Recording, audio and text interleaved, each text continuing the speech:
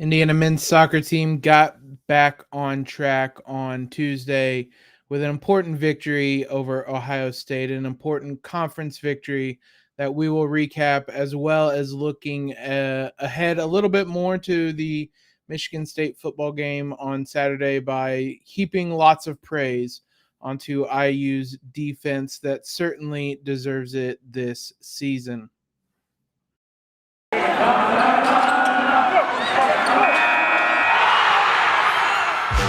You are Locked On Hoosiers, your daily podcast on the Indiana Hoosiers. Part of the Locked On Podcast Network, your team every day.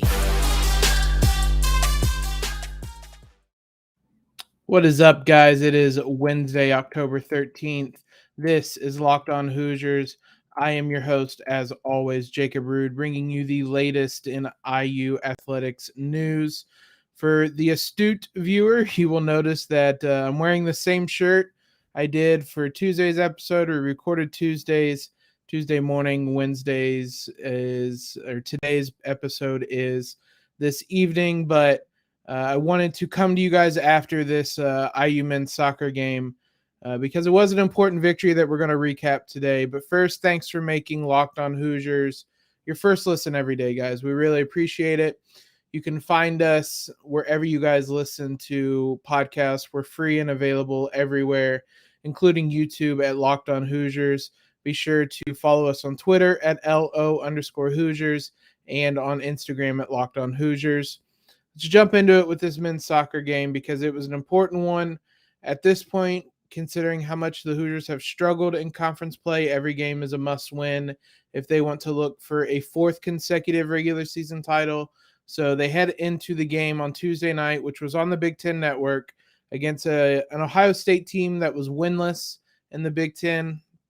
So a matchup for the taking, and that's exactly what the Hoosiers did. They come away with a 3-0 victory, a goal in the first half, 2 in the second half. A convincing victory, but still not a thorough one, but certainly one that the Hoosiers can build on heading into a series of big games. Let's break it down for you how the Hoosiers were able to come away victorious. Early on, they were the ones creating the more dangerous opportunities, whether it be on set pieces, free kicks, couple shots here and there just wide. Ohio State was dangerous throughout. Actually, the two sides finished level on shots and shots on goal. Big shout out to Roman Celentano, who made 4 saves on the night to keep the clean sheet. Both sides had 12 shots. Both sides had 4 on target. Hoosiers made the most of them when they came, though. First goal of the game was the best goal of the game. Absolutely gorgeous goal. Tommy Mahalik takes it on the left side of the box after a nice little run from Herbert Indley. He's on the right side, cuts across into the middle, lays it off to Mahalik, who overlapping run, comes around behind him, draws the defender away. He takes one touch and fires an absolute beauty from outside the box into the far corner. In the 18th minute, puts the Hoosiers up 1-0. A big goal at a big time to put the Hoosiers ahead early, kind of give them some confidence from what they were doing early on that it was going to work. And they stayed aggressive throughout that first half. Samuel Sarver, the other freshman that has played a huge role in this team, along with Mahalik, had some really dangerous runs throughout the first half. Drew a yellow card early in the I shouldn't say early, about midway through the first half on Dalen Velios. And then it was Sarver that had the most decisive moment, or was involved in the most decisive moment of the game. Final seconds of the half, in college soccer, unlike in the pros, the clock ticks down. When it hits 0, that's it. Half is over. And so a lot of times you'll find is in the final seconds, teams just kind of played out. Hoosiers had the ball in their own defending third with about 10 seconds left. Sarver makes a run towards goal. I believe it was Victor Becerra made a great pass. Sarver is in behind the defense in the final seconds. He probably wasn't going to get a good shot off ultimately it didn't matter because Owen Sullivan, Ohio State defender, pulls him down from behind when he's through on goal. A red card with 3 seconds left in the half. The Hoosiers don't do anything with the free kick, but that wasn't the important thing. It took Ohio State down to 10 men for the entire second half. Though, again, they were still impressive at times. There were some dangerous moments. I thought IU got away with one a little bit. The Ohio State had the ball in the back of the net, but it came after a Celentano spill. He drops the ball off a free kick. The ref ruled that Celentano was fouled. One of the Ohio State players went up to challenge Celentano when he catches it. Didn't look like he caught him. Celentano drops the ball. Ohio State pounces on it, puts it in the back of the net. IU's a little bit bailed out right there. And that was the wake-up call that they needed because almost immediately they go down. And Gumbale, an absolutely beautiful curling effort. Any other night, it would be your goal of the game. A little bit of a counterattack. He has a ball in the center of the field. And as the defenders are kind of waiting for what pass he's going to make, he has runners on either side of him. He takes it himself, curls it in for his first goal of the season. Beautiful effort, puts the Hoosiers up 2-0, gives them the insurance goal that they needed, really settled things down, and kept Ohio State a little bit more at bay, gave the Hoosiers some room. And then the Indiana finishes it off in the 85th minute. Nice little play by Lawson Redmond, who has the ball on the left side of the field, again on a little counterattack, and plays a nice little pass all the way to the back post through the box. And Brett Beebe finishes it off. He had an excellent game at right back, finishes it off to secure all 3 points, but that's not how it works in college soccer. Secure the victory, I should say. A big win for the Hoosiers, as we said. Their first home Big Ten win of the season, which is a wild statement to make, considering the expectations they had coming into the season. We've talked about what's kind of gone wrong there, but the defense is able to keep a clean sheet. They've now scored 13 unanswered goals with the 1-0 win on Omaha, the 9-0 win on Trine, paired with this 3-0 win. We hoped that Trine game would serve as a little bit of a get-right game. The Hoosiers certainly seem to have gotten right, but now is the test. Now is when they're really going to find out how good this Hoosier team is, because their remaining 3 games are remaining 3 Big Ten games, I should say, are the 3 teams ahead of them in the standings, starting with Penn State on Sunday. Penn State is unbeaten in the conference, 4-0 and 8-3-1 overall. The only team to not lose or draw a game this season in conference. So big game for the Hoosiers on Sunday. They have a couple non-conference games sprinkled in between, but then they will have Wisconsin, who is second in the conference, and then Maryland, who we have talked about, is third currently, but have played one more game. They did lose, though. Maryland did lose. That was who many assumed would be one of the big challenges for the Hoosiers. Lost to Wisconsin. So Maryland's 3-1-1, Wisconsin's 3-0-1, Penn State's 4-0, and Indiana is 3-2. So they're going to need some more help regardless, but the Hoosiers can certainly get things right heading into the tournament still over these next about 2.5 weeks. Some really big tests for them. Hopefully they have turned the page, and hopefully this is the Hoosier team we will see moving forward. You have a chance to watch the girls team now tonight. As you're listening to this on Wednesday, they will be on ESPNU. Certainly tune into them. They are having a strong season of their own as they take on Penn State at Penn State. That will be on ESPNU at 7 o'clock. Now that we've covered the football, let's cover football and the IU defense that has made a ton of plays this season. Has really been reliable, just like how PrizePicks has been reliable for us this season. We've talked about it a lot. Daily fantasy sports made easy, and the leader in college daily fantasy sports. They have more props than you guys could ever imagine, whether it's passing yards, rushing yards, receptions, interceptions, anything you could possibly imagine these guys have It's very simple. You just pick 2 or 3 different props, all the way up to 5 actually. Take the over under, and you can win up to 10 times your amount. If you make a deposit today, use promo code Locked On. You'll get a 100% instant match up to $100. They're giving you free money. It's super easy, super fun. We talk about them every week.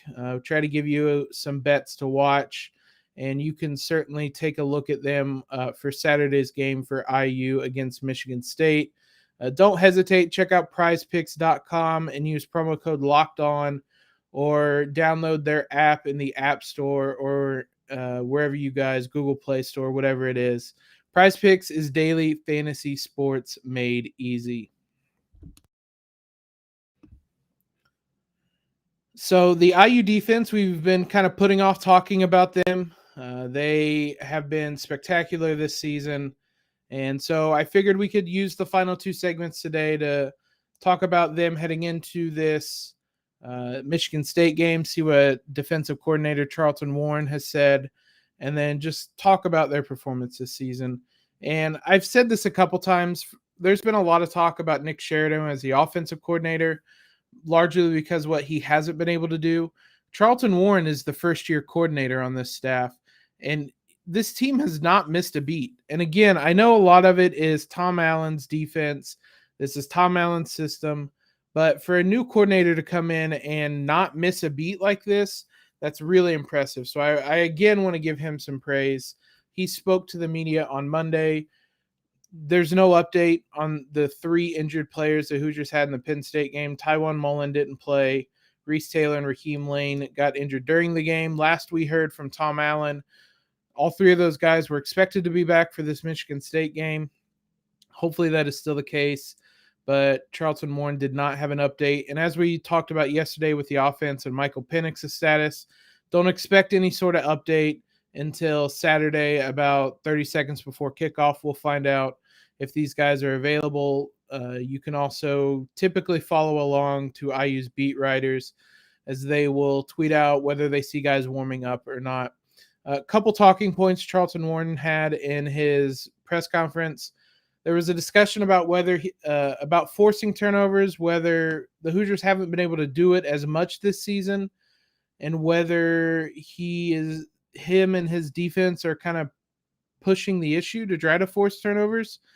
And he said that they want to still force the issue, basically. The question was phrased more in how do you not force the issue and get players kind of playing outside of themselves to try to get turnovers. And he kind of pushed back with a different kind of answer and said that they do want to force the issue. They just want to do it within their scheme and their approach, which I thought was an interesting answer. This defense has always been one that tries to get takeaways.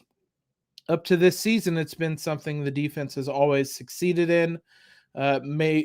Coach Allen talked about it being cyclical, getting those takeaways. So hopefully that dam will kind of break and the Hoosier defense will be able to get some more of these takeaways after this bye week.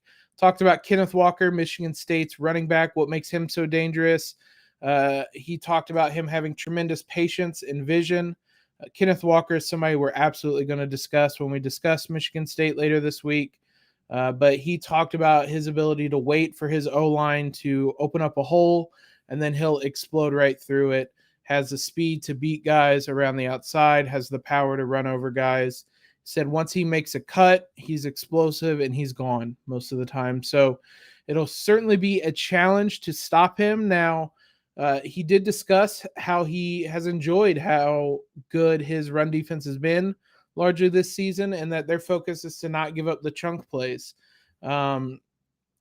He said that they've done a good job of not giving up those big runs throughout the season. Now, if you were like me, the first thing I thought of was the Iowa touchdown and to start the season, that big run around the right side where Warren said that the defense didn't get lined up right and they basically had nobody on the edge. And then that Penn State run last week where the Hoosiers had them pinned at their own goal line. And there's a big, I believe, about 40, 45-yard run that gets Penn State some breathing room and suddenly flips the field just like that. But the fact that you can think of both of the times it's happened kind of proves Charlton Warren's point. I should call him Coach Warren. Warren just sounds weird, but that kind of proves his point that we can think of both the instances that it's happened through 5 games means that the Hoosiers have done a pretty good job of it. He said also when answering a question about how the defense kind of approaches with a struggling offense, whether they think about needing to get the ball back, he said that they don't worry about any other phase of the game, that they're worried about how good or about executing. They don't worry about how good or bad the offense is doing. His exact quote was, quote, we got to get the ball back and give it to our offense more so that they can be effective. We just have to play great defense regardless. I think that's the right way to look at things, that if you worry about how the offense is doing or not doing or how good or bad they're playing, you're not focusing on yourself. And I think the defense has done a good job of that this season. This defense has been consistent regardless of whether the offense is playing well or not, except for that Western Kentucky game. Western Kentucky is just a team that's going to give people problems. They scored 31 points on this Michigan State team. About half of those came basically in garbage time, but Bailey Zappi, who we are obviously familiar with, threw for 500 yards that game. So this is certainly, that was a team that's just always going to give other teams problems. But aside from that game, this defense has played well, no matter how poorly the offense has been doing. So certainly have been able to block that out. All that was about leading up to this Michigan State game and about how good they've been doing. I want to highlight how good they've been doing and why they've been doing good and just give them props, honestly, because this is a unit that we talk about how good they're doing, but then a lot of the conversation shifts to, well, the offense. We spent multiple pods last week talking about the offense. We spent Monday's podcast, talking about the offense. We honestly did it both podcasts. That's what we focused on a lot in the last week and a half is the offense, how you fix it, how Michael Penix's injury impacts that, how Jack Tuttle changes things. So if you want to hear about the offense, we certainly have done that. I want to talk about the defense today. We're going to do that here in just a second. Built Bar, though, right now has a limited time flavor that you guys need to hear about. Cookie dough chunk. If you're like me, cookie dough is a weak spot for me. I absolutely love cookie dough ice cream, cookie dough anything, especially cookie dough Built Bars. Sorry, mind blank there. Cookie dough Built Bars. Built Bar has 9 delicious flavors, whether it's coconut, cherry, raspberry, mint brownie, double chocolate, anything you guys could want. Everybody has their favorite flavor that have tried it. If you haven't tried them, get their mixed box today. You'll get 2 of each flavor, and you can pick out your favorite flavor. But they're not only tasty, they're healthy. You're talking 17 to 18 grams of protein, low in calories, low in sugars, high in net carbs. These are great tasting bars. They're delicious and they're healthy, most importantly. There's no reason today not to head over to BuiltBar.com. Use promo code LOCKED15 to get 15% off your order. That's promo code LOCKED15 for 15% off your order at BuiltBar.com. So I think the main thing that's kind of separated this IU defense from its offense is how they've been able to meet expectations. We've spent a lot of time talking about how IU's offense has been disappointing. The team overall has been disappointing. Even with the schedule we've talked about, this team the way they've lost has been frustrating. And the way they've lost a lot of times, well, honestly, every loss they've had, the offense has not been up to par. The Iowa game was by far their worst game of the year. The Cincinnati game, they left too many points in the red zone early on, and that came back to bite them. The Penn State game was absolutely atrocious offensively, that they go through multiple injuries. Honestly, Iowa or Penn State game you could make your pick on which was the worst offensive performance. That's not been the case with the defense in any of those games. They've been the only group to meet expectations as a whole.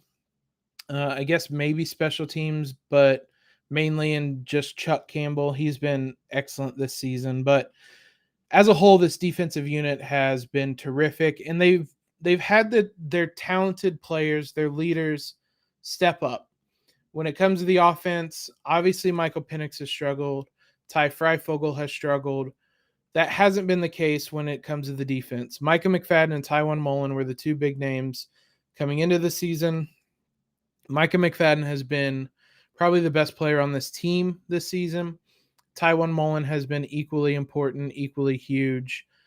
His loss was felt last week, even if the Hoosiers still played incredibly well. Tywan Mullen has been terrific this season. The thing that kind of separates him apart has been the positive surprises and developments elsewhere. On the offense, the only real positive surprise I would say would be Hendershot. Maybe you consider that a surprise, though it's more of a return to form. Stephen Carr has been as advertised. I would say DJ Matthews was the surprise because we just didn't know what we were going to get with him. Everybody else has been largely a disappointment, or as we said, just kind of a return to form. With this defense, you have guys like Ryder Anderson. Nobody expected this from. Weston Kramer has been great. Nobody expected that. Raheem Lane made the transition from cornerback to safety, and he has been terrific. He's one of the team's leading tacklers. And then a guy like Cam Jones in the middle. I know he has played well, maybe underrated at times, but I think he has stepped up and been really impressive this season as well. So it's a lot of guys being consistent around him. Your Marcelino McCurry Balls, your Reese Taylors, your guys like that. Jalen Williams, though, even if he struggled at times, he's largely been consistent. Your guys like that have been what you expect. You get your star players to perform at a star level, get a couple surprises, and that's how you get an elite defensive unit. And that's what this is. This is an elite unit. Statistically, I don't know that they're ever going to match up with that just because they're on the field so much. They get put in some tough positions. But this is a really, really, really good defense. And it's a defense that's kept them in the game multiple times when IU had no business being in the game based on how their offense is playing. That Iowa game, they give up a touchdown early on, and that was basically it. The only other times they gave up scores were on field goals or when IU's offense gave them a short field. The IU offense in that game did not help even a little bit. They were literally giving away points that game. Cincinnati game we mentioned up until the point when McFadden got ejected, which is always going to be a turning point. It's always going to be something we talked about. I would contend that if McFadden doesn't get ejected, the Hoosiers win that game because they were thoroughly dominating that game up until the very instance Micah McFadden gets ejected and that everything kind of combusted, imploded, probably a better word, with that defense. They were terrific during that game, and even after it, they've made just enough plays to allow IU's offense the chance that they fumbled figuratively and literally away. The Penn State game's the same. 24-0 doesn't look great, considering how lifeless IU's offense was. The fact that it was ever that close and remained a couple possession game for most of the night is a testament to the defense, a severely undermanned defense on that night. No Mullen, Reese Taylor got hurt, Raheem Lane got hurt. I believe Jalen Williams, he was returning from a concussion. So a unit that was severely undermanned stepped up still. All three times the defense kept the game close when the offense wasn't able to meet the mark. And that's been what's made them so special, is just how that over and over and over again, they answer the bell. When their offense puts them in a horrible spot, they answer the bell. When their offense badly needs them to help them out, they answer the bell. That's what makes a truly special defense. Honestly, I think there's a pretty good argument to be made that it's Tom Allen's best defense. Again, statistics may not say so at the end of the year, but it's the most talented defense he's had. He has 2 All-Americans on this defense. I certainly think Micah McFadden will be one at the end of the season. Tywan Mullen, we'll see. He has been really, really good. All-American level is a whole other level, though. But we'll see once he gets back on the field if he's able to keep up that level. But you have multiple All-Americans and multiple – there's going to be a lot of all Big Ten players on this team, Big Ten first-team guys on this unit. I would say there's a really good case that this is the best unit Tom Allen has had.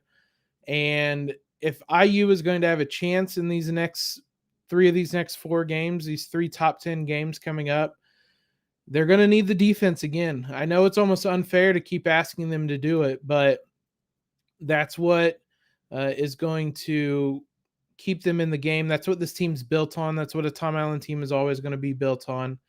Jack Tuttle, I think, has the capability, but right now he's going to have to work through some things.